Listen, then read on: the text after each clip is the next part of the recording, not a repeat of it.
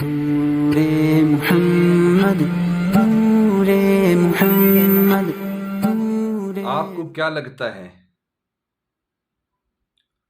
آپ کے مرنے کے بعد آپ کے دوست،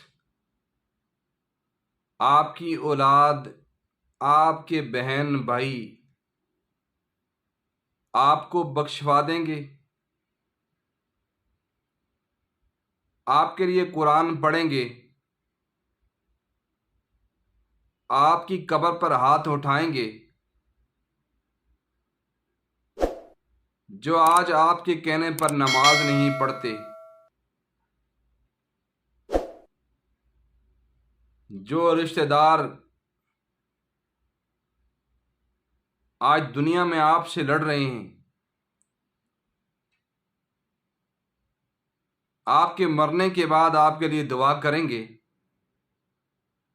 دوست، بہن، بھائی جو عید ٹو عید آپ سے ملنے آتے ہیں، کیا وہ آپ کے مرنے کے بعد آپ کے لیے صدقہ کریں گے؟ نہیں۔ اے بھولے انسان،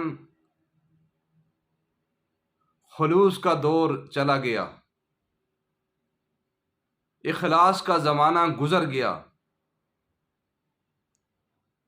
افراتفری کا دور ہے، انٹرنیٹ کا دور ہے، سوشل میڈیا کا دور ہے۔ اس دور میں تو لوگ زندوں کو بھول جاتے ہیں، مرنے والے کو کون یاد کرے گا؟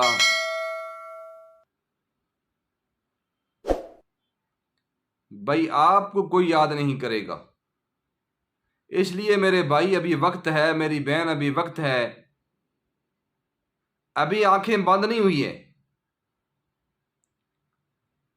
آخرت کی فکر کرو، قرآن کی تلاوت کرو، قبر کی تیاری کرو۔ یہ مال جو آپ نے بنایا ہے،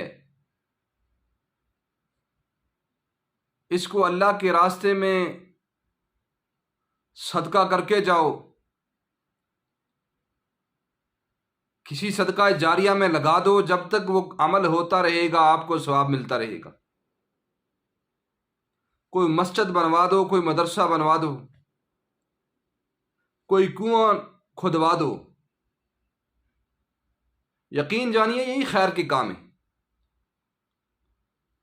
اولاد نے تو آپ کا پیسہ بانٹ کر کھا کر ختم کر دینا ہے، اور اس نے آپ کو بھول جانا ہے، اور ایک وقت ایسا بھی آئے گا کہ آپ کی قبر کے نام و نشان مٹ جائیں گے۔ لیکن اگر آپ نے کوئی صدقہ جاریہ والا کام کیا ہے، اولاد صالحہ چھوڑی ہے، اس کو قرآن پڑھایا ہے، جو آپ کے لیے دعائیں کرتا ہے، جو آپ کے لیے قرآن کی تلاوت کرے گا تو اس کا ثواب ملے گا۔